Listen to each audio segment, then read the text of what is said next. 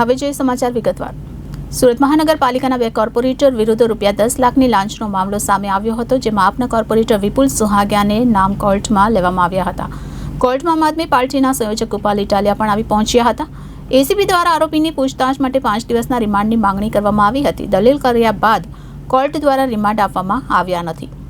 નામદાર દ્વારા આરોપી કોર્પોરેટર વિપુલ સુહાગિયાને જ્યુડિશિયલ કસ્ટડીમાં મોકલી આપવામાં આવ્યા છે। કોર્ટે પોલીસ પાસે ખુલાસો પણ માંગ્યો છે કે કસ્ટડી કેવી રીતે કરી, કયા કારણોસર કરી। સુરત મહાનગરપાલિકાના બે કોર્પોરેટર વિરુદ્ધ ₹10 લાખની લાંચનો મામલો સામે આવ્યો હતો, જેમાં આપના કોર્પોરેટર વિપુલ સુહાગિયાને નામદાર કોર્ટમાં લાવવામાં આવ્યો હતો। તો કોર્ટમાં આમ આદમી પાર્ટીના સંયોજક ગોપાલ ઇટાલિયા પણ આવી પહોંચ્યા હતા। એસીબી દ્વારા આરોપીની પૂછતાછ માટે 5 દિવસના રિમાન્ડની માંગણી કરવામાં આવી હતી। દલીલ કર્યા બાદ કોર્ટ દ્વારા રિમાન્ડ આપવામાં આવ્યા નથી અને રિમાન્ડ નામંજૂર કર્યા છે। તો નામદાર દ્વારા આરોપી કોર્પોરેટર વિપુલ સુહાગિયાને જ્યુડિશિયલ કસ્ટડીમાં મોકલી આપવામાં આવ્યા છે। કોર્ટ પોલીસ પાસે ખુલાસો પણ માંગ્યો છે કે કસ્ટડી કેવી રીતે અને કયા કારણોસર। ગુજરાતની એન્ટી કરપ્શન બ્યુરો ખૂબ સારું કામ કરે છે। ભ્રષ્ટાચાર વિરોધમાં ખૂબ સારી કામગીરી એસીબી કરે છે। અમે એસીબીની સાથે છીએ, પરંતુ સુરતમાં જે આમ આદમી પાર્ટીના કોર્પોરેટર ઉપર જે ભ્રષ્ટાચારનો કેસ થયો છે એ બિલકુલ ખોટો, ઉપજાવી કાઢેલો અને રાજકીય રીતે બદ ઇરાદા પ્રેરિત કેસ છે। અને આવા ખોટા કેસમાં એસીબીએ આમ આદમી પાર્ટીના વિપુલભાઈ સુહાગિયાની ધરપકડ કરી, આજે કોર્ટમાં રજૂ કર્યા અને બધા દલીલો, પુરાવાઓ જે કાંઈ પણ હતા એ કોર્ટમાં રજૂ કર્યા। સામા પક્ષે વિપુલભાઈના વકીલ તરીકે માનનીય વિલાસભાઈ પાટીલ અને હું અમે સાહેબને રજૂઆતો કરી કે આ કેસ ખોટો છે, કેવી રીતે ખોટો છે, કેવી રીતે આ રાજકીય બદ ઇરાદા પ્રેરિત કેસ છે, કેવી રીતે એક નિર્દોષ માણસને ફસાવવામાં આવ્યા છે। એ બધી જ અમારી દલીલો નામદાર અદાલતે ધ્યાનમાં લીધી અને પોલીસે, એસીબીએ 5 દિવસના રિમાન્ડ માગ્યા હતા, પરંતુ અમારી વિલાસભાઈની દલીલો ધ્યાને લેતા 1 પણ દિવસના રિમાન્ડ મંજૂર થયા નથી। રિમાન્ડ બિલકુલ નામંજૂર કર્યા છે અને ઉપરાંત એસીબીનો ખુલાસો પૂછ્યો છે ખોટી રીતે ધરપકડ કરવા બદલ। આ સૌથી મોટી પહેલી સફળતા કહો કે ન્યાયની જીત કહી શકાય। ખોટી રીતે ભ્રષ્ટાચારના કેસમાં એક નિર્દોષ માણસને ફસાવીને જે પોલીસે ધરપકડ કરી હતી, એ ધરપકડ કેમ કરી એનો ખુલાસો પૂછ્યો છે એસીબીને। કોર્ટે 10 દિવસમાં ખુલાસો રજૂ કરો કે આ શું તમે કરીને આવ્યા છો। એ દર્શાવે છે કે જે કાંઈ કોન્ટ્રાક્ટ માફિયાઓ સત્તાપક્ષ સાથે જોડાયેલા છે એમણે ષડયંત્ર કરીને વિપુલભાઈને, જીતુભાઈને ફસાવાનું કામ કર્યું છે। આજે પહેલા દિવસથી તે ભાંડો ફૂટવાની શરૂઆત થઈ ગઈ છે। આગળના દિવસોમાં પણ ન્યાયની અદાલતમાં ભાંડો ફૂટશે રાજકીય રીતે દ્વેષથી કરેલી એફઆઈઆરનો, અને ન્યાય મળશે એવો અમને પૂરો વિશ્વાસ છે।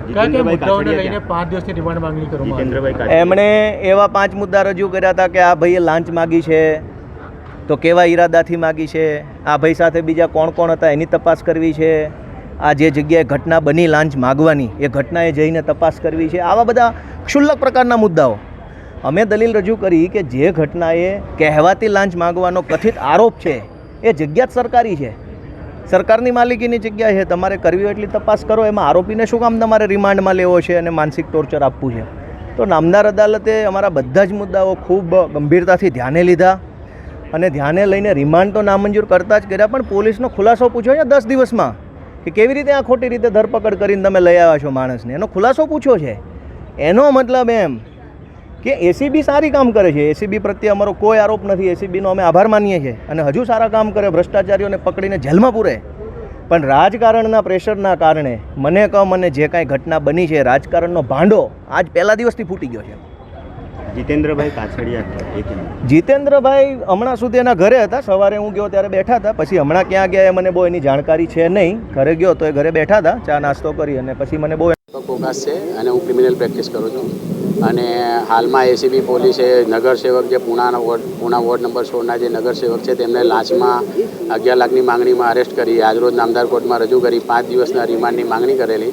અને રિમાન્ડના મુદ્દામાં એમણે કયા કયા ગુનામાં સંડોવાયેલ છે અને ગુનાવાળી જગ્યાનું પંચનામું કરવાનું છે, એવા 5 કારણોસર રિમાન્ડ માંગવામાં આવેલા, જે નામદાર કોર્ટને સેટિસ્ફાઈ ન થતા અને એમની ધરપકડને એડવોકેટ ગોપાલ ઇટાલિયા, જેમણે દલીલ કરી હતી આરોપી તરફે, તેમણે ચેલેન્જ કરેલી અને એમની ચેલેન્જને, એમની જે દલીલને નામદાર કોર્ટે માન્ય રાખી કે આ કસ્ટડી માન્ય કાયદેસર છે કે કેમ તેવો ખુલાસો કરવા માટે એસીબીને જણાવેલ છે।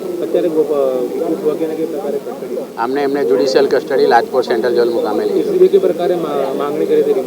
એસીબીએ 5 મુદ્દા પર માંગણી કરેલી કે ગુનાવાળી જગ્યાનું પંચનામું કરવાનું છે અને બીજા કોઈ ગુનામાં સંડોવાયેલ છે કે કેમ, અને અન્ય કોઈ પેલા રેકોર્ડિંગ ડિવાઇસીસ સમાયેલ છે અને અન્ય કોઈ કેટલાક સરકારી માણસો સમાયેલ, કોર્પોરેશનના કોઈ બીજા કર્મચારી સમાયેલ છે કે કેમ તેની તપાસ કરવાની તેવા કારણોસર રિમાન્ડની માંગણી કરેલી, જે નામદાર કોર્ટે રિજેક્ટ કરેલી છે. Reporter Arvind Rathod, Janadesh news, Surat.